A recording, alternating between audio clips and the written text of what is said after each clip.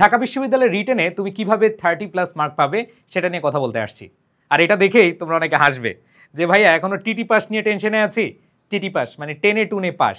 তোমরা জানো ঢাকা বিশ্ববিদ্যালয়ে 11 মার্কে পাস করতে হয়। বাংলা এবং ইংরেজিতে তুমি যদি পাস করতে চাও সেখানে তোমার 5, 5, 10 টোটাল 11 মার্ক পেতে হবে।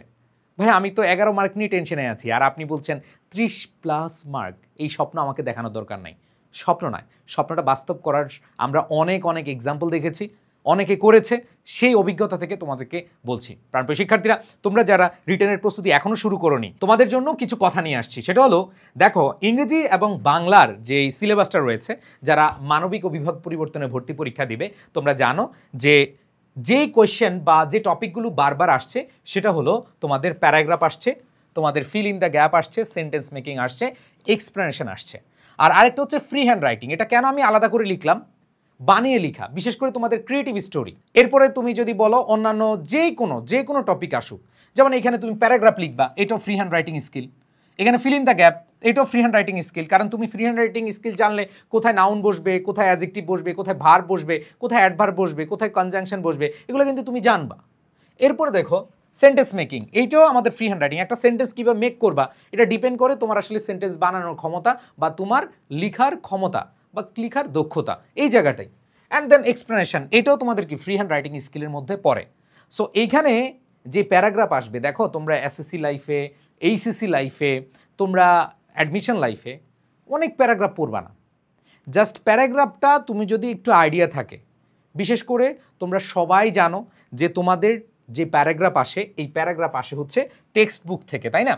এই পর্যন্ত 6 বছর পরীক্ষা হয়েছে এবং টেক্সট বেসড বা টেক্সট বুক রিলেটেড আসছে। এবং এইখানে তোমাদের যে বইটা আছে, এই বইটা তোমরা কোনো না কোনোভাবে পড়ছো, এমসিকিউর জন্য পড়ছো।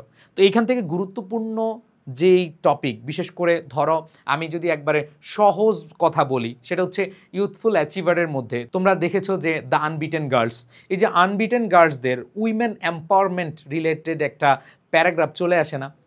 আবার ধরো ড্রিম যে ইউনিটটা আছে, ইউ ড্রিম, একটা প্যারাগ্রাফ আসতে পারে। সো দ্যাট মিনস তোমার টেক্সট বুক বেসড যেই প্যারাগ্রাফ বা কনটেক্সট বা থিমগুলো রয়েছে, যে আইডিয়াগুলো রয়েছে, এই আইডিয়াগুলো তুমি মাথায় রাখো আর ফ্রি হ্যান্ড রাইটিং তোমার উন্নতি করো, তুমি লিখে দিয়ে আসতে পারবা 100%। এরপরে ধরো তোমার ফিল ইন দ্য গ্যাপস, তুমি যখন টেক্সট বুকটা পড়বা তুমি সেখানে একবার মনোযোগ দিয়ে পড়ো, কারণ হুবহু কোয়েশ্চেন আসে। তোমাদের এই যে দ্য সিটি পেইড ব্যাক, এটা হুবহু আসছে।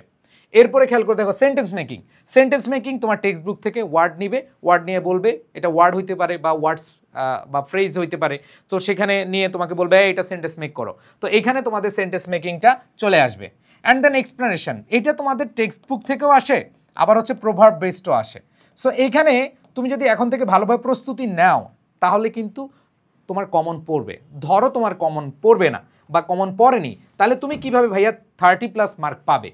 আমি তোমাদেরকে বোঝানোর চেষ্টা করি। খেয়াল করে দেখো, এখানে যে 20 মার্কস, এই 20 মার্কসে তুমি 15 পাইতে পারো। কিভাবে পাইতে পারো? ধরো তোমার প্যারাগ্রাফ আসলো একটা, সেন্টেন্স মেকিং আসলো একটা, এক্সপ্লেনেশন আসলো একটা।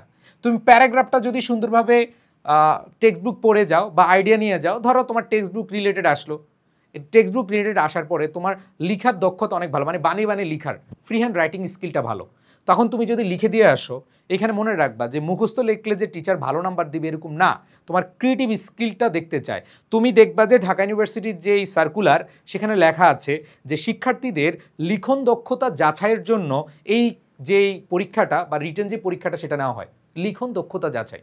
তার মানে হচ্ছে তুমি কি মুখস্থ করে লিখছো সেটা দেখবে না, দেখবে যে তোমার আসলে বানানোর ক্যাপাসিটিটা কেমন, তুমি আসলে সেন্টেন্স মেক থেকে শুরু করে একটা প্যারাগ্রাফ লিখতে পারো কিনা। ধরো এখানে তুমি যদি কমন পড়ে যায় বা না পড়ে, তোমার যদি ফ্রি হ্যান্ড রাইটিং স্কিল থাকে, তোমার এখানে 8 পাওয়া সম্ভব।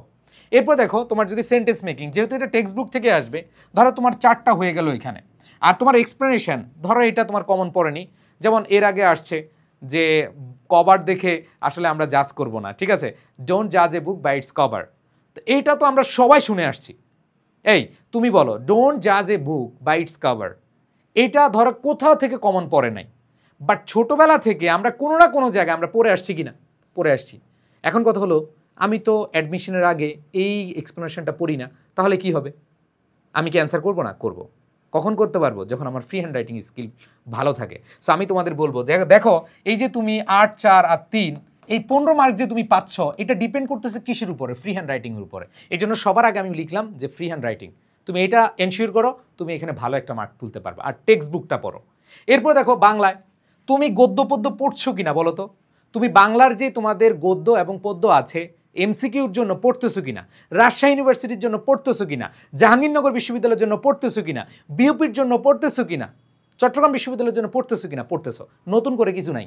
এরপর দেখো তুমি এদের যে মূলভাব কিন্তু পড়তেছো, ব্যাখ্যা পড়তেছো, সংলাপ ব্যাখ্যা মানে গদ্য উপন্যাস বা নাটকের এখান থেকে আসবে, লেখক বা কবি পরিচিতি তুমি পড়তেছো, মিলকরণ তুমি পড়তেছো, সারাংশ সারমর্ম তুমি পড়ে আসছো, আবার একটু পড়বা। তারপর হচ্ছে বানান শুদ্ধি, প্রমিতকরণ, এগুলো 100% তুমি ব্যাকরণের জন্য পড়ছো, বা তোমার যেই সেকেন্ড পেপারের বা বাংলা এমসিকিউর জন্য তুমি পড়ছো। তারপর হচ্ছে অনুচ্ছেদ লিখন, ব্যাকরণ, অনুবাদ, বাক্য গঠন, এগুলা কিন্তু তুমি পড়ে আসছো। এখন জাস্ট হচ্ছে তোমাকে মাথায় রেখে প্র্যাকটিস করতে হবে। এখন কথা হলো ভাইয়া কিভাবে আসলে প্র্যাকটিসটা করব, এটার জন্য অবশ্যই বই লাগবে। আমি তোমাদের বলবো যে লিখিতের জন্য একাধিক বই, এটা ডিউ রিটেন ফাউন্ডেশন পড়তে হবে এরকম না, যে কোনো বই একাধিক বই। কারণ রিটেনে দেখো তুমি ভালো মার্ক পাওয়ার জন্য অবশ্যই তোমাকে যে কাজটা করতে হবে সেটা হলো যে রিটেনের একাধিক বই থাকলে তুমি অনেক বেশি প্র্যাকটিস করবে, অনেক কোয়েশ্চেন দেখবা, তোমার আইডিয়া হবে এবং তুমি বুঝতে পারবা যে কোনটার পরে কি হবে। সো এই জায়গাটা মাথায় রেখে তোমার প্রস্তুতি নিতে হবে। সো এইখানেও কিন্তু তুমি যদি এখন থেকে ভালো করে পড়ো তাহলে হচ্ছে দেখো তুমি এমসিকিউর সাথে সাথে রিটেন প্রস্তুতিটা নিয়ে নিবা। এখন ভাই রিটেন কিভাবে প্রশ্ন আসবে, কিভাবে এসেছিল, কিভাবে পড়বো, যেমন এইখানে দেখো তোমাদের প্রত্যেকটায় অনুচ্ছেদ, তারপর শুদ্ধিকরণ, এবং তোমাদের বাংলায় দেখো তোমাদের যা কিছু আছে ছোট করে একটা নোটবুকের মতো এখানে রিটেন ফাউন্ডেশন থেকে তোমরা প্রস্তুতি নিলে হয়ে যাবে আশা করি ইনশাল্লাহ। আর তোমরা যখন এমসিকিউ পড়বা তখন খুব ভালোভাবে পড়লে হয়ে যাবে। দেখো ইংরেজি কিন্তু এমসিকিউর সাথে এটা একটু মানে মিল কম, বাট বাংলাটা মিল আছে, তুমি কোনো না কোনোভাবে পড়তেছো কয়েকটা টপিক ছাড়া।